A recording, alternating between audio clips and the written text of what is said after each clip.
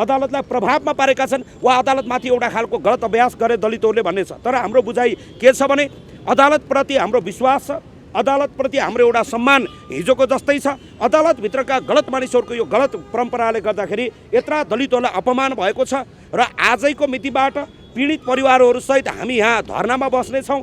त जहिलेसम्म यी न्यायाधीशहरूलाई पदबाट बर्खास्त गरिँदैन, जहिलेसम्म उनीहरूलाई छानबिन गरिँदैन, उनीहरूले पैसाको गलत प्रयोग गरेर अहिले यहाँ पीडित परिवारहरूले पनि भन्नुहुनेछ, अहिले सबैले भन्ने छन् एउटा त्यो नवराजको मुद्दामा उनीहरूले जसरी कानुनको गलत प्रयोग गरेर उनीहरूले फैसला गरेका छन् यो यहाँका दलितहरूलाई मान्ने छैन।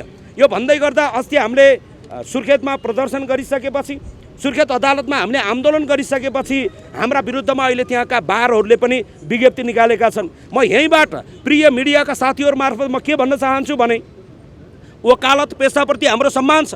यो कुरालाई तपाईँले हाइलाइट बनाएर पठाइदिनुहोस्, ती वकिलहरूले पनि सुन्ने गरी पठाइदिनुहोस्। वकालत पेसालाई हाम्रो सम्मान छ, वकालत गर्ने कर्मलाई हाम्रो सम्मान छ। तर एउटा गरिब दलितहरूले एउटा निवेदन लेख्ने मान्छे नपाउने, तर यत्रो सामूहिक हत्या गरेका हत्याराका पक्षमा 50औं जना यहाँका वरिष्ठ भनिएका वकिलहरू टलक्क टल्केर ढलक्क ढल्केर कालो चस्मा लगाएर कालो कोट लगाएर कालो कर्म गर्छन् भने यो वकिलहरूको कर्मलाई पनि मान्ने छैन।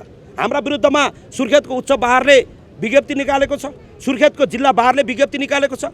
वकालतप्रति हाम्रो विश्वास छ, तर हत्यारालाई दबाउने गरी दलितका विरुद्धमा यत्रो नरसंहारको विरुद्धमा वकालत गरिन्छ भने त्यो पेसालाई हाम्रो त्यो पेसाप्रतिको एउटा विश्वास उडेको छ। त्यसैले 60 लाख दलितहरूको सामूहिक हत्या भएको छ, 6 जनाको भन्दा ठुलो एउटा हत्या भएको छ। यो हत्याको विरुद्धमा अहिले सपरिवारहरू यहाँ आइसक्नु भएको छ।